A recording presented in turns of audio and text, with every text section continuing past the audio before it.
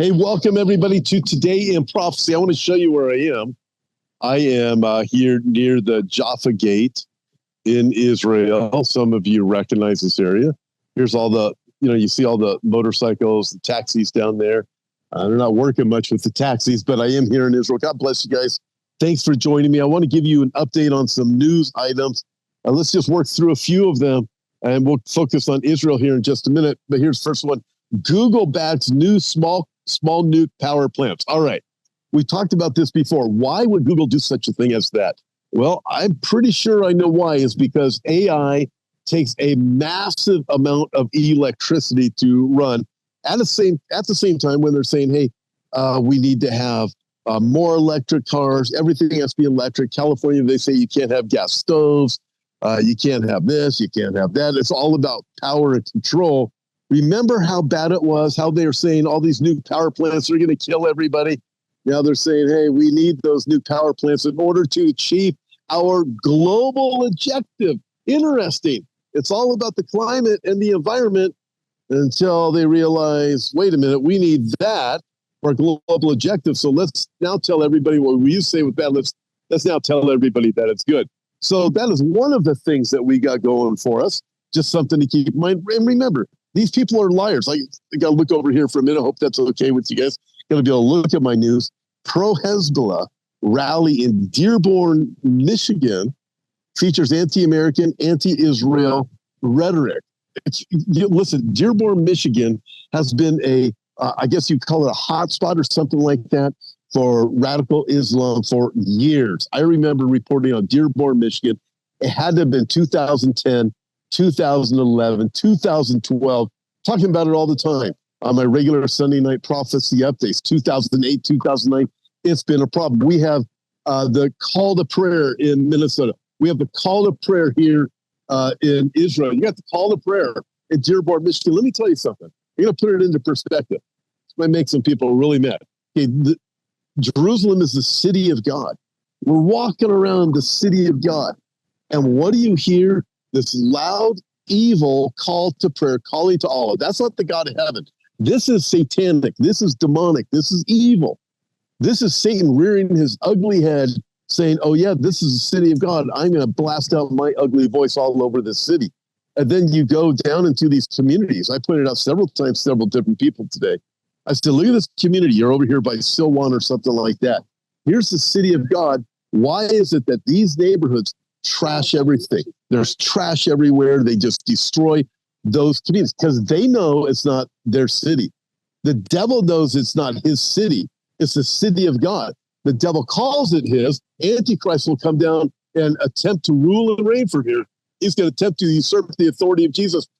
But he knows it's not really his, so he wants to trash it. If it really was this city and these people really thought this was a city of God, they would take good care of it. It is beautiful in half of the city. You guys can figure out which half. The other half of the city is just full of trash. Just full of trash. Unbelievable. And then blame it on Israel that's full of trash. No. They don't take care of any of their stuff. But it is the city of God. Incredible to be here. Check this out. The Pope, thinking of someone who thinks they're God, Pope Francis takes time to meet with apostate LGBTQ plus group. Pope Francis, let's remember this. These are not shocker articles when you see something like this. With Pope Francis, what do we know? This guy is a forerunner of the false prophet. So remember that. Listen, TIP, Today in Prophecy, it's news, but making sure we filter through the Bible so we can get a right understanding of the things that we are reading about. So here he is. He's revered by much of the world as being the so-called Christian. Remember, the false prophet, Revelation chapter 13, has two horns that look like a lamb, but he speaks like the devil. Isn't that this guy? In other words, he looks Christian to those who are not discerning, but he speaks like the devil. This thing he's doing. This is the demonic stuff. This guy is definitely a prototype or a forerunner of the false prophet. Might not be the false prophet himself. Might be the false prophet. I don't think he is. The guy's such a jerk and nobody likes him except for certain losers. But that's another story. But I look at the Pope and just thinking he's definitely a forerunner for the false prophet. If he is not the false prophet, But wait, there's even more. Check this out. In South Africa, again, I'm not making this up. In South Africa, there's an outrageous push to rename a Johannesburg street after a Palestinian terrorist. This is just taking things and saying, hey, taking things that are evil and calling them good. We live in this kind of world. It's taking Kamala Harris, who's a bad person, who's a tramp, and making her into the Virgin Mary or something like that. Unbelievable. Try to make Tim Walz. Now it turns out, sounds like he's a pedophile or something like that. Now you start hearing these things. You're going, they're trying to take things that are evil and make them good. Take a Palestinian terrorist. Let me tell you, I've been down here in Israel. I've been to the Nova Festival, and all the lies that come from the West that are saying, hey, these things never happened. They're coming out of here on the Palestinian. These things never happened. These lies that are coming out of the Western news and out of the Palestinian area, out of the Iranian news and the anti-Israel news. Israel, there's no real atrocities. I'm going to tell you something right now. It was so horrific what happened to Israel on October 7th. I mentioned this the other day. They're too horrific to even report it. But no, they're freedom fighters. No, these people are not freedom fighters. They were slaughtering people in ways that I can't even think of any person I would even know that would be an absolute way worse than anything Charles Manson ever did. Believe me. Maybe someday I'll share the things that were done at the Nova Festival and to some of these people, and not just Jews. They're slaughtering everybody. Did you know there's still some Muslims that are hostages? You don't even hear about that. You don't even know about that. You look at this, they're slaughtering everybody. 50 Thai workers were slaughtered. They weren't Jews. They were Thai workers just working here.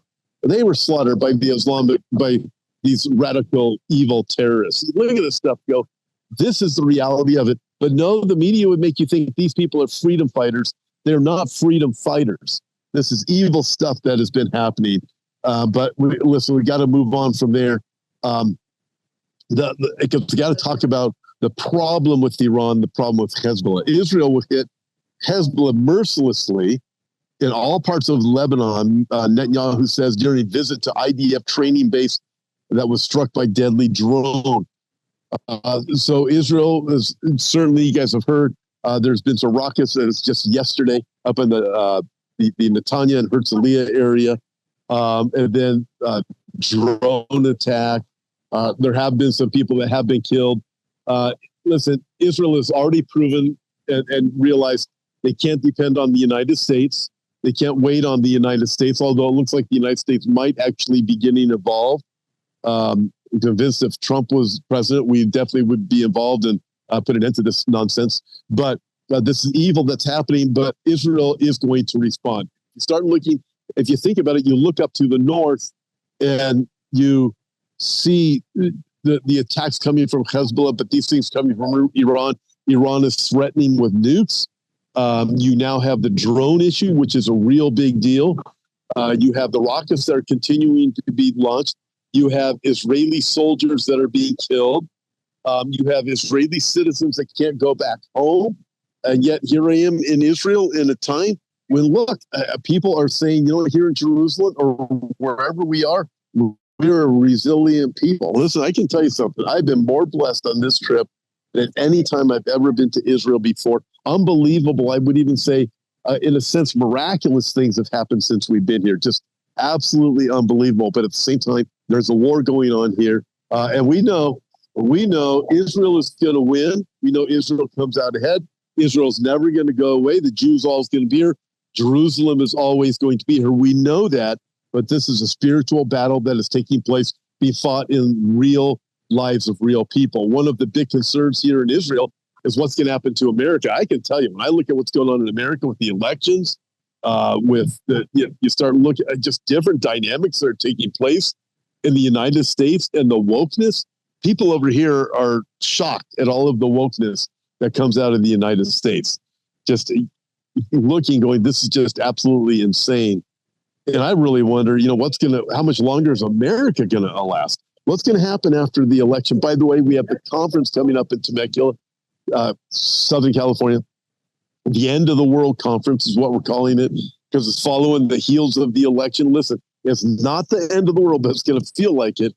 It's going to seem like it to a whole lot of people. I can tell you that much. And it's seeming like it right now. It's not the end of the world because we know Jesus is coming back and he's going to rule and reign. But in the meantime, folks, you look at this stuff and we have answers, and we want people to have answers. We're going to be answering questions. We have some of the best speakers that we could possibly find everywhere that are part of the conference going to be speaking. It's going to be fantastic. I hope that you can join us in Temecula. There's still room to be able to register for that, so I hope you can. Final story I want to bring up is this one. Prime Minister, this would be Netanyahu, right? He consults gallant and military chief. Let me pull it up here, the whole article. IDF chief on response to Iran missile strike. Unannounced meeting held at intelligence base after Biden administration decides to deploy THAAD air defense system to assist Israel in intercepting ballistic missiles. Prime Minister Netanyahu and Defense Minister Yoav Gallant and Chief of Staff Herzi Halevi held a confidential discussion on Sunday night at an intelligence base. The focus was on a potential Israeli strike on Iran in retaliation. So, folks, this is coming. Things are going to heat up here. I tell you, they are. I don't know the day, but Israel's going to have to deal with this problem they have to the north. The day is coming. I'm so glad to be here. I can't wait to come back here. God is doing miraculous things. He's doing incredible things. I have a special post coming tomorrow. I'm going to encourage you to watch my post tomorrow because I'm going to talk about some very, very, very incredible things that God is doing here in the nation of Israel that ain't nobody else talking about. It's just not out there. Nobody even knows about this. I wouldn't have known about this if I did not come here. But there's wars going on. There's rumors of wars going on. We have election going on. Tomorrow, I'm going to have a special post for you guys. It'll be early tomorrow. Check it out because I'm going to be connecting some incredible things that everybody needs to know. Well, nobody's really paying attention to this. Going to be fantastic. By the way, Yom Kippur is just a few days ago. We're going into Sukkot also. It'll be Wednesday here tomorrow, Wednesday night. And Sukkot's going to be fully engaged at that point. It's going to be exciting. Yom Kippur was the time where you couldn't even get any food. Everything was pretty much closed. The streets, nobody's on the streets but kids playing on bicycles. And Sukkot is pretty much the opposite. But it's a time when people bring out their tabernacles and they build them outside and they stay under them and they cook under them and they eat under them. So that's coming up tomorrow here in the land of Israel. God bless you guys. Join me for my special podcasts that I have. And listen, if you haven't seen it yet, check out the interview I did with Jeff Morgan. Check it out. It was a great time here. God bless you guys.